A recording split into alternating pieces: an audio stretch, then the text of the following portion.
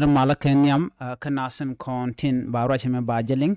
ka jen gwasame angut kan kono rewaje banan lat ka kwi gambe la kare ka dana ci toktin mi jira ma jidit ka jen channel me ke page jek en wala gore no jin subscribe ke bi jen nyaka nas ko ken gore ba en go jin ba bi shar bi ja ko ngin gwasa dana shi video ci jegwich ke ci leer dan lat ke ci jeling en men ban nga jen gwasame chala do sharam kel chaje nak ne doctor chamoy ka botre wi ka gambe la ka turbil mchapas rewika gambela kamitang kane gambela ban rajan ban je chulinkel shit kemen shalin ka tan de regan ci to ka gambela tiang chala de no sharam kel nak kanwari to shop ka jokko kien tete ka bot ka kane to ka police ni titere wika gambela ki ka lat kuma kan polin to pas ka bol kam gambela kene etang chala do turbil angel ka ambulance mi nankan wut bunya mi cha yat rey wech en wini kalare ke kurgang ku kala no re dul wal ka gambele chala do jen gwasa danen baga be peten en bonya mo kan ka je kurgang kwajila nang re we ka gambela ko ba bode ba je wo moy ka wel adektori ka shop den kam abol kane itang chala do shu ber ka shu ono de kana kapchong gwasa dan jiken lugo no kep ka chong chu ber chu kan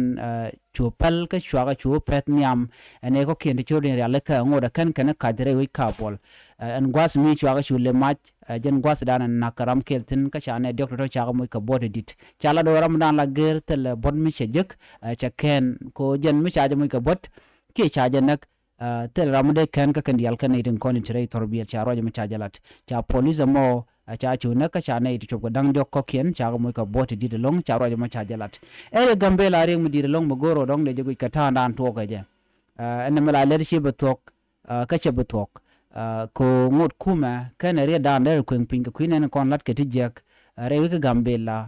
ko tel ramu kap ko ngodon kon ye na rudin ka jena dan en chiwich cha je ka je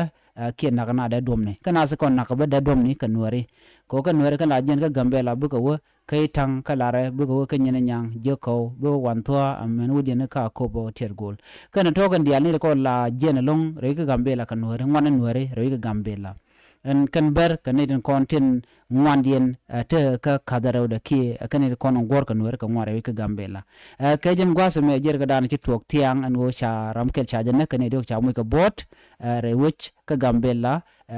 gwasa danin shibar shikan turbil ambulance ki turbil dan la let re dul wal mala na ta nang re dul wal tin ko ken ko ba boten kon te ka ki chirante ga joy ba jo mo ka walan wini ajere ga dan ti to nyok chala do jan sheng nyam ko ba ambulance ki bas ki turbil dan la jiboni nang re dul wal jan sheng nyam ko ba de pet re wetin wini kan bar ki anwa kan ambulance kan men pet